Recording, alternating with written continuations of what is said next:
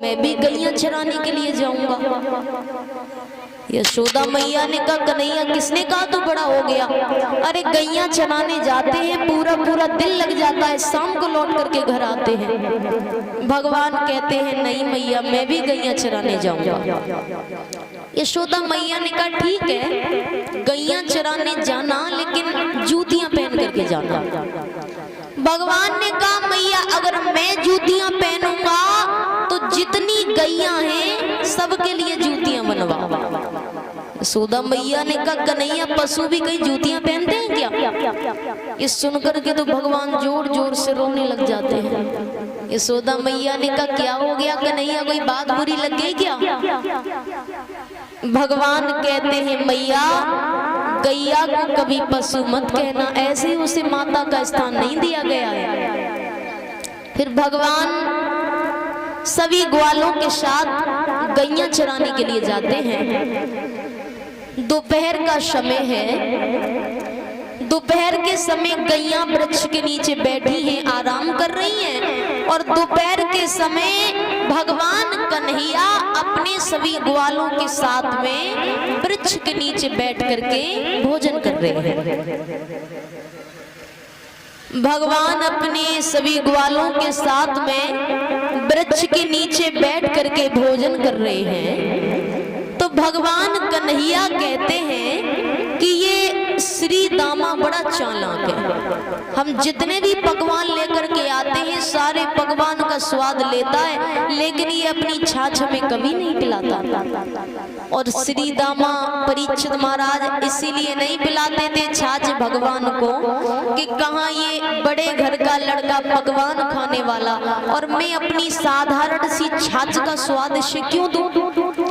तो भगवान ने कहा कि आज तो मैं इस श्री दामा की छाछ पी करके ही रहूंगा। उस चक्कर में श्री दामा ने जल्दी जल्दी छाछ पी ली, जल्दी जल्दी छाछ पी ली। थोड़ी सी छाछ श्री दामा के मुंह पर गिर जाती है, उस थोड़ी सी छाछ को भगवान अपने मुंह से चाटने लगते हैं। अब ये दृश्य ऊपर से ब्रह्मा जी देख रहे थे। ब्रह्मा जी ने कहा भगवान है ये, अरे ग्वालों की झूठन खा रहा है ये व्यक्ति, ये भगवान नहीं हो सकता। ब्रह्मा जी परीक्षा लेते हैं। भगवान अपने सभी ग्वालों के साथ में दोपहर के समय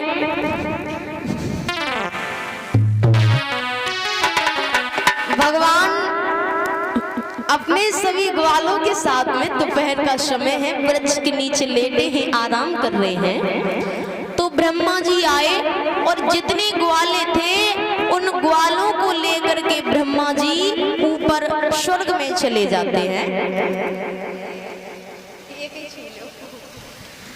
तो ब्रह्मा जी जब ऊपर चले जाते हैं थोड़ी देर बाद भगवान नींद से उठते हैं। अब भाई भगवान से क्या छुपा है, भगवान ने उसी वक्त अपने अंश से उतने ग्वाले प्रकट किए। ये दृश्य वहां के एक सिद्ध ऋषि ने देख लिया। उस ऋषि ने वृंदावन में जाकर के कहा कि वृंदावन की जितनी गोपियां हैं ना उन सबके विवाह ग्वालों से करा दीजिए, क्योंकि वो ग्वाले भगवान के अंश से प्रकट हुए थे। देखिए भगवान ने महारास लीला की थी। कुछ लोग ऐसे होते हैं कि महारास लीला में वो लीला नहीं उसमें काम देखते हैं कि देखो एक व्यक्ति महिलाओं के बीच में नृत्य कर रहा है। तो कुछ लोग ऐसे होते हैं महारास लीला में लीला नहीं वो काम देखते हैं कि देखो एक व्यक्ति महिलाओं के बीच नृत्य कर रहा है। लेकिन जब वो ग्वाले भगवान के अंश से प्रकट हुए थे और उन ग्वालों का विवाह गोपियों से हुआ था तो गोपियां भगवान के साथ में नृत्य कर रही थी, तो एक तरीका से भगवान भी गोपियों के पति हुए। तो उन सिद्ध ऋषि ने जाकर के कहा कि वृंदावन की जितनी गोपियां हैं उन सबके विवाह ग्वालों से करा दीजिए, क्योंकि वो ग्वाले भगवान के अंश से प्रकट हुए थे। इधर ब्रह्मा जी तो ऊपर आकर के अपनी सृष्टि की रचना के कार्यों में लग गए, ब्रह्मा जी को ध्यान ही नहीं रहा।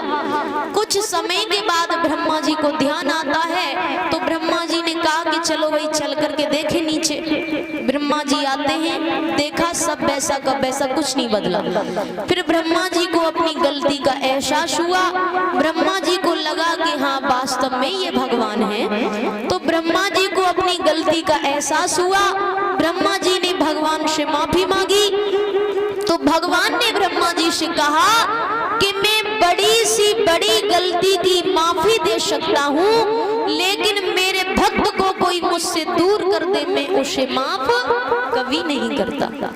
फिर ब्रह्मा जी ने भगवान के लिए स्तुति गाई, वो सुनकर के भगवान प्रसन्न होते हैं और ब्रह्मा जी को क्षमा करते हैं।